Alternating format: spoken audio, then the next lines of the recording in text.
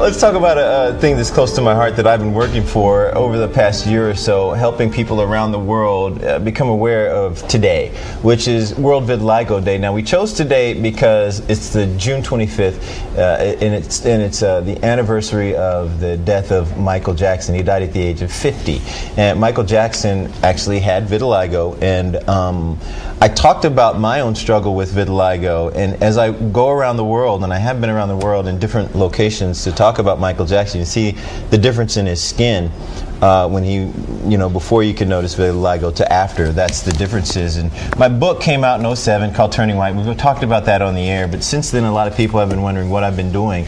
I'm the international spokesperson for the disease vitiligo, and I've been going around the country and the world talking about raising awareness to vitiligo. And I latched on to an association called the Vitiligo Research Foundation, started by a guy named Dmitry Aksenov, and his daughter has vitiligo. He's a philanthropist, and he had me come over to Russia and speak at a couple of different events, but he started this initiative called World Vitiligo Day, which is today. And basically what we want people to do is, we put a link on our website. Go to the website. We need 500,000 signatures to get this day recognized by the United Nations.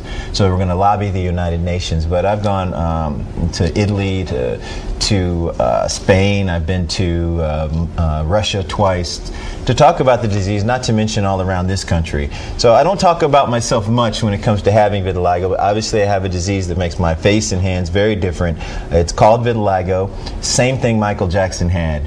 And I've been interviewed numerous times about this, and I will continue to do the same thing. But today is World Vitiligo Day, and I'm working with people in different parts of the world. They had a big press conference in Rome the end of last week. They're having something in New York today, but this is for people here in our viewing area and online to know that not only am I still advocating for vitiligo awareness, but today is a day where you can go to our website, and on this anniversary of the death of Michael Jackson, which he never really talked about having vitiligo very much, we hopefully, they're calling it the Heal the World Initiative, wear purple, or even more than that. Go to the website, go to the link, 500,000 signatures, we can get it recognized as a day, and then around the world we can start lobbying for different things. This guy, Dmitry Aksenov, has spent countless amount of money putting into research, his own money, to find a cure, and I think he's coming close. He's doing the best around the world that I've seen, so he's coming very close. So it's World Vitiligo Day, everybody, and all you need to do is go to the website. We'll put a link there. I think it's called june25.org, where you can go and just sign your name, or maybe post it on your Facebook page and our Facebook page, so that we can just get more awareness of this disease, because I've met too many kids and too many people around the world that suffer from this disease, and unlike me, I'm very public. I talk a lot, you guys know that, especially in the breaks, but they're in hiding. I mean, I met a woman who hadn't been outside in 6 months because she has, this disease. I met a kid who gets teased beyond what I talked about in '05. I met so many more people around the world. There's a place in India where a larger percent of the population has it, like 20% of the population. Wow. And they still, when they get the disease, they get shunned. Their spouse leaves them. They keep the kids away. It's really sad what's happening around the world. There's an initiative in Africa as well where they're talking about it. So hopefully we get enough signatures so the UN can recognize it as a day, and then we start funneling more money into research. That's what it's all about. So if you want to do anything, log on, sign up, and maybe you can help. I didn't realize today was the anniversary of Michael Jackson's death, and I remember a lot of people didn't believe he had it.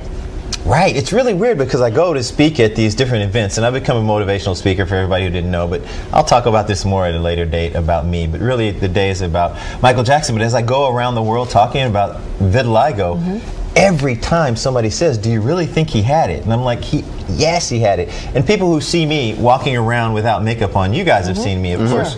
Everybody here has seen me without makeup on, and everybody who I encounter on a day-to-day basis, I don't wear makeup when I'm not on the air.